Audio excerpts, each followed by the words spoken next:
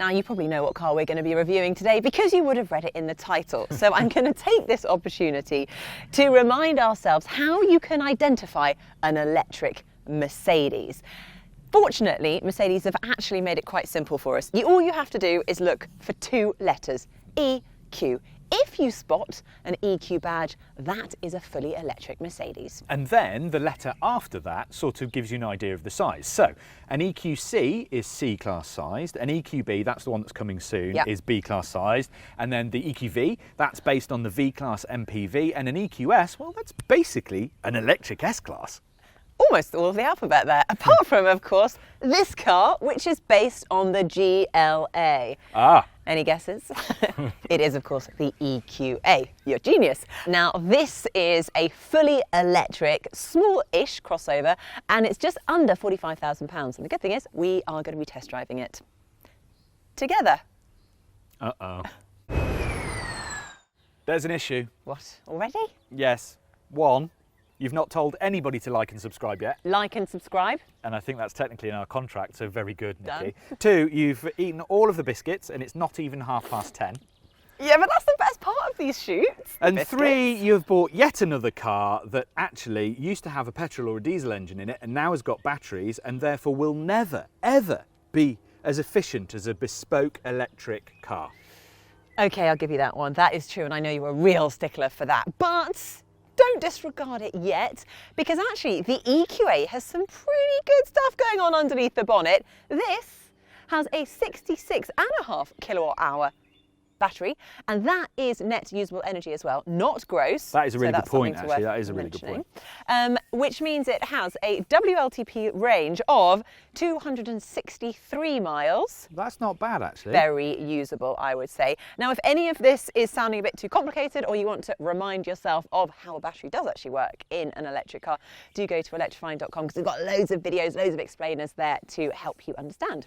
And as for the EQA, this is a single motor. It's front wheel drive. And what do you think to the way it looks? It's got that kind of Mercedes EQ family face, this big kind of mask thing on the front, and I think it's actually quite classy. It's quite nice, really. It is. I must say, I do really like the look of it. I don't think it's going to sort of take your breath away. It's not a massive head turner, but it looks classy. It kind of looks expensive. Do you know what? I could actually see myself in something like this. And when I am inside, well, I've got to say, it feels really upmarket. It feels like you're in a Mercedes. I mean, look at all the different materials used. You've got this lovely brushed aluminium on the steering wheel, packed full of all the controls and buttons. You know, you've got, again, the mix of materials used on the door, your leather, your brushed aluminium, your suede. It just feels expensive, doesn't it? And I love the styling and the design. Then, of course, up front, you get not one, but two 10-inch screens.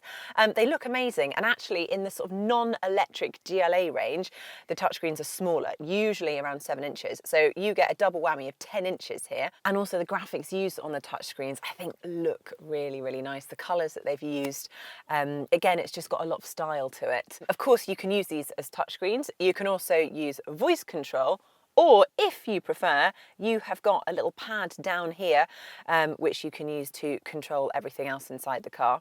You know, you feel like you're in a Mercedes here. Okay, maybe you're paying for it, but the most important thing is, how often do you look at your car from the outside? Now, unless you're lucky and have a driveway and just sit and stare at your car, not that much time. Where do you spend most of your time? Here, inside. So for me, the interior is so important. And actually, I think it feels more expensive than the competition. That's because it actually is more expensive than the competition. And what about this? Because of where the batteries are hoiked up under the floor of the EQA, it means that there's space for my knees, and that's fine, but my feet are actually way too high. I mean, look at the gap between the seat and the back of my knee. It's actually quite uncomfortable because it rocks me back on my tailbone. And the same goes for the boot, because, my friend, that is 340 litres of boot space. Which sounds fine, doesn't it? Until you realise that something like a Renault Zoe, you know that little electric hatchback, that's got 338 litres, which means this area is tiny. That is a really worrying comparison. I was going to point out something a little bit of a positive, I suppose. Under here, you have a nice bit of underfloor storage. That's always handy. And I thought, it's like, fantastic. There's a lovely little spot to hide my cables. But they don't fit. They don't at all, do It's they? really annoying. So actually, you're going to have to take up more of your boot space with your cables because this car doesn't have a frunk. And obviously, so many bespoke electric cars have a funky little frunk. So unfortunately, cables are back here, which is poor cable management. You just mentioned cable management. I did, and it's very important to take care of your cables. Thank you. It is the details that matter. It is. Well, at least you get a lot of toys. Bottom of the range EQAs get LED headlights, heated front seats, climate control, cameras, leather, funky ambient lights inside, and lots of connected services. This AMG line car is 1,500 quid more and gets better wheels and some other stuff like funky pedals and sports seats, but it's all pretty much cosmetic. Then for 3 and 6 grand respectively, you can add Premium and Premium Plus, which adds stuff like 19 and 20 inch wheels, panoramic sunroofs, a better stereo, and augmented reality navigation, as well as adjustable dampers. They're the all the bells and whistles cars. Yeah, but then you're looking at well over 50 grand, right? And suddenly this is getting expensive. Mind you, one thing that does come as standard across the entire range is the 100 kilowatt DC charging.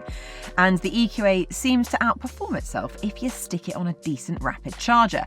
10 to 80% in half an hour is perfectly possible. It will also take an 11 kilowatt AC as well, but as that's industrial power, what's called 3-phase, you probably won't have that at home.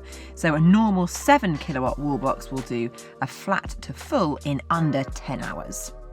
Oh, and Merc also has an app called Mercedes Me Charging that gathers up some of the big charging networks into one bill, so it takes some of the stress out of on-the-go top-ups. It includes BP, Pulse and Ionity, so that's handy. But hang on, what about the actual experience? Well, as far as driving goes, this car is called the EQA 250 because it's got largely the same performance as a GLA 250 petrol engine car. Okay. Which, you know, that's how they're working out what it does. That means it gets to 62 miles an hour from 0 in just under 9 seconds. It's got a largely irrelevant 99 mile an hour top speed. And I know you like it when I go all geeky. I do. I like the stats. I'm a statistician. You are glazing over slightly. Anyway, it's got about 190 brake horsepower. Okay. 277 pounds-feet of torque, which is the stuff you feel when you put your foot down and it pushes you along. That's torque. And generally, it's enough, but this is quite a heavy car. It weighs over 2 tons. So I'm going to put my foot down. Ready? Here we go. This is everything. It's fine. It gets there. I wouldn't say that there's like an amazing instant acceleration, you know. I guess we're sort of treated to it with electric cars because we're used to that 100% torque.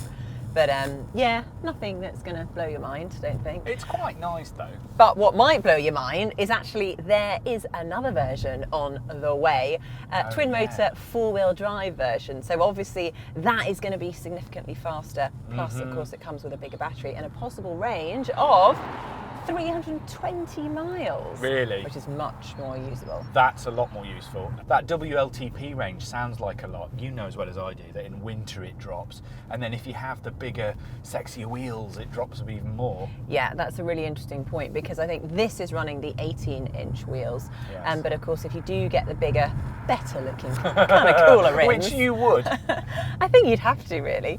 But then because of the drag that causes, it reduces the efficiency and the range of the car. So that is something to keep an eye out for. I think it drops it from, I think this is, normally this particular car is 263 miles. Yeah. And if you get the bigger rims, it drops to 250. And then if it's winter, that'll drop another 50 miles off the range. And if it's Nicki Shields driving it, that'll drop another 100 miles off the range.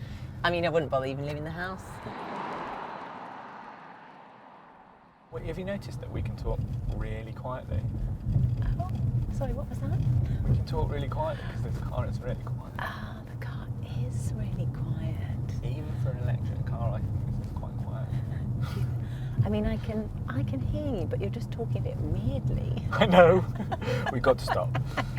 But no, it is a very good point. The EQA really is quiet, which makes it kind of really relaxing. Even with you behind the wheel, I am enjoying this drive. We're just kind of swooshing on by.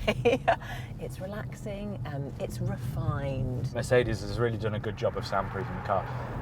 And I know electric cars are like pretty quiet, right? But this is quiet even for a quiet thing. Doubly quiet. This is where I'd like to lock you in it when I'm bored of you, so that we couldn't hear anything. I'm just going to move on from that one and say, I think it's time for me to drive. Do you want to have a go? Yeah, I do actually. Okay, let's do this. Oh, when hi. I bet you my feet don't even touch the pedals. They actually Okay. don't. So Now, how tall are you? I'm 5'8". And I'm I'm actually 5'7.5", but we like to round that up. She likes to lie. So first thing we got to point out, this is annoying. Manual for changing manual that's- changes. I feel like no. I don't mind that so much because if it's Oh, my God, car, I'm gonna have to like ratchet it up here. but if it's your car, you just set it and forget it, wouldn't you? Yeah, but most people would have to share their cars. So you have Why to would you share a car? What are you? Poor? diva. Actually, I was referring to you as a diva, not me. Okay, right, off we go. Now, this is at the point I want to God, you put already my drive faster than me. foot to the floor, but it's not a road that is conducive for that. So we're just going to hold fire. This feels quite posh, doesn't it? It rides very comfortably and it helps with that impression that we were talking about, it feeling quite expensive, quite premium. Yeah, it is. It's a competent, it's a mature drive for the mature drivers amongst us, perhaps. What are you I put saying? myself in the same category. I'm don't worry. only 5 years older than you. Is it only 5? No, it's 10. Oh. So far, I'm really quite impressed with it. It's, as we said, it's really smooth, and the brakes. They're pretty good, They're actually. good. They are good. You know, sometimes I think with electric cars they can be a bit sort of spongy and Yes. awkward, but they handle really nicely. I think the steering's maybe a little touch on the light side. Yes. But other than that, I can't really fault it, to be honest. It's all really quite. easy. It's quite progressive and quite gentle, and I mean, but it's not slow, is it? No, it's not slow. But one thing we do need to talk about is the What? regen, which Yes. is obviously so important when you're buying an electric car. One thing I do love about this is it's got the paddles. I think that immediately it makes it just feel much sportier, and they're really easy to use. And that is where you can control the regenerative braking. So I will give you a demonstration, sir. So I'm going to chuck it into the highest level of regen, and then we're going at 40 miles an hour now, and I'm going to lift off the throttle Wow. straight down. That's actually pretty strong. So what? I mean, that is. You haven't pressed the come brake at to- all. Haven't pressed the brake at all. I've been looking at your feet. You've not pressed the brake. That's basically come to a standstill in what, 20 meters? Yeah, maybe a little bit more than that, but it's quite strong, isn't it? Yes, it is. This thing has got a system called auto regen, which when you put your destination into the sun, it'll think about where you're going and then apply regen specifically using its radar and its awareness of where you're going to travel to. So when you're approaching a roundabout, it may just let the car coast and freewheel.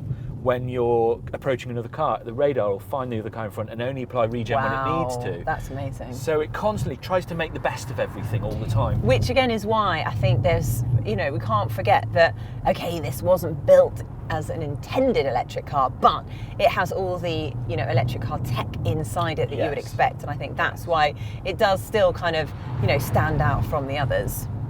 You're right in that this is actually quite a good version of an electric car, isn't it?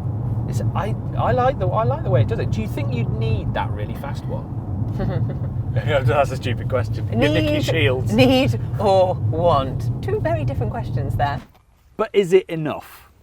I mean, there's plenty of cars out there that were born to be electric, and for me, don't go mad, that feels like just too much of a compromise. No, I do see what you're saying. Maybe it hasn't been built as the perfect electric car, but it has been built as the perfect Mercedes Benz. And I think this is where it's going to get interesting. I think this is a great car if perhaps you love Mercedes, or you've always driven Mercedes, or maybe you aspire to drive one, but you want to make the switch to electric. This is a great starting point.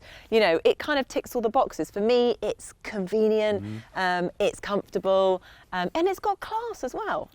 I hear what you're saying, but I think for me, don't go mad, I would like a car that takes advantage of being electric a bit more obviously, and there's loads of choice out there now, especially for this kind of money. Yes, but premium comes with a price tag, unfortunately, one I'm probably willing to pay. So I think we're going to just have to agree to disagree on this one. Oh, God. I knew we wouldn't agree on this one. But anyway, if you want to know more about the EQA or any of its competitors, then please do log on to electrifying.com and we'll explain stuff. From batteries to business rates, kilowatt hours to... I'm not sure what rhymes with kilowatt hours. Let us know in the comments!